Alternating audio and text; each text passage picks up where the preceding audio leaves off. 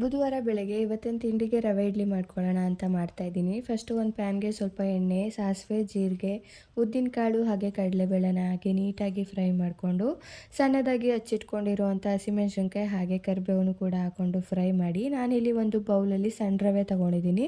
ಸಣ್ಣ ರವೆ ಆದರೂ ಓಕೆ ಅಥವಾ ಮೀಡಿಯಮ್ ಸೈಜ್ ರವೆ ಆದರೂ ಓಕೆ. ನೀವು ಯಾವುದೇ ರವೆ ತೊಗೊಂಡ್ರೂ ಒಂದು 8ರಿಂದ 10 ನಿಮಿಷ ಲೋ ಫ್ಲೇಮಲ್ಲೇ ನೀಟಾಗಿ ರೋಸ್ಟ್ ಮಾಡ್ಕೊಬೇಕು. ಇಲ್ಲಾಂದರೆ ರವೆ ಇಡ್ಲಿ ಚೆನ್ನಾಗಾಗಲ್ಲ, ಬಾಯಿ ಬಾಯಿಗೆ ಅಂಟ್ಕೊಳ್ಳುತ್ತೆ. ಸೊ ನಾವು ಎಷ್ಟು ನಿಧಾನಕ್ಕೆ ರೋಸ್ಟ್ ಮಾಡ್ತೀವೋ ಅಷ್ಟು ಒಳ್ಳೆಯದು, ಅಂದರೆ ಅಷ್ಟು ಚೆನ್ನಾಗಿರುತ್ತೆ ಅಂತ ಹೇಳಿ.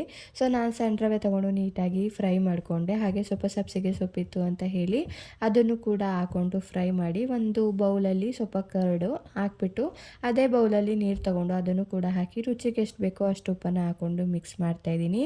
ಇದನ್ನು ನೀವು ಒಂದು 10ರಿಂದ 20 ನಿಮಿಷ ಬಿಡಬೇಕು. ಟೈಮ್ ಇದ್ದರೆ 20 ನಿಮಿಷ ಇಡೀ ಬ್ಯಾಟರ್ನ, ಟೈಮ್ ಇಲ್ಲ ಅಂದರೆ 10 ನಿಮಿಷ ಓಕೆ. ನನಗೂ ಟೈಮ್ ಇಲ್ಲದೆ ಇರೋ ಕಾರಣ ಒಂದು 10 ನಿಮಿಷ ಬಿಟ್ಟು ನಾನು ಹಾಕೊತಾ ಇದ್ದೀನಿ ಇಡ್ಲಿನ. ನಿಮಗೆ ರವೆ ಇಡ್ಲಿ ನೀಟಾಗಿ ಹುಬ್ಬಿ ಬರಬೇಕು, ಇನ್ನೂ ಕೂಡ ಸಾಫ್ಟಾಗಿರಬೇಕು ಅಂದರೆ ನೀವು ಸ್ವಲ್ಪ ಸೋಡಾನ ಆ್ಯಡ್ ಮಾಡ್ಕೊಬೋದು. ಬಟ್ ನನಗೆ ಸೋಡಾ ಹಾಕೋದಕ್ಕೆ ಇಷ್ಟ ಇಲ್ಲದೆ ಇರೋ ಕಾರಣ ನಾನು ಸೋಡಾ ಆ್ಯಡ್ ಮಾಡ್ಕೊಂಡಿಲ್ಲ. ಹಾಗಾಗಿ ನಾನು ಮಾಡಿರುವಂಥ ಇಡ್ಲಿ ಸ್ವಲ್ಪ ಉಬ್ಬಿಲ್ಲ. ಬಟ್ ಸೋಡಾ ಹಾಕದೆ ಮಾಡಿದ್ರೂ ಕೂಡ ಟೇಸ್ಟು ತುಂಬಾ ಚೆನ್ನಾಗಿರುತ್ತೆ. ಹಾಗೆ ನಾನು ಅದೇ ಬ್ಯಾಟರಲ್ಲಿ ದೋಸೆ ಥರ ಕೂಡ ಟ್ರೈ ಮಾಡಿದೆ, ಅದು ಕೂಡ ತುಂಬಾ ಚೆನ್ನಾಗಿತ್ತು. ನಿಮಗೆ ಇಡ್ಲಿ ಮಾಡ್ಕೊಂಡು ತಿನ್ನೋದಕ್ಕೆ ಇಷ್ಟ ಇಲ್ಲ ಅಥವಾ ಇಡ್ಲಿ ಪಾತ್ರೆ ಇಲ್ಲ, ಟೈಮ್ ಇಲ್ಲ ಅಂತ ಅಂದರೆ ಈ ದೋಸೆ ಕೂಡ ತುಂಬಾ ಸೂಪರ್ ಸಾಫ್ಟಾಗಿರುತ್ತೆ. ಇದನ್ನು ಕೂಡ ನೀವು ಟ್ರೈ ಮಾಡ್ಬೋದು. ಎರಡು ಕಾಂಬಿನೇಷನ್ಗೆ ಚಟ್ನಿ ಆದರೂ ಓಕೆ, ಸಾಂಬಾರಾದರೂ ಓಕೆ. ನಾನಿವತ್ತು ಸಾಂಬಾರು ಮಾಡ್ಕೊಂಡಿದ್ದೆ.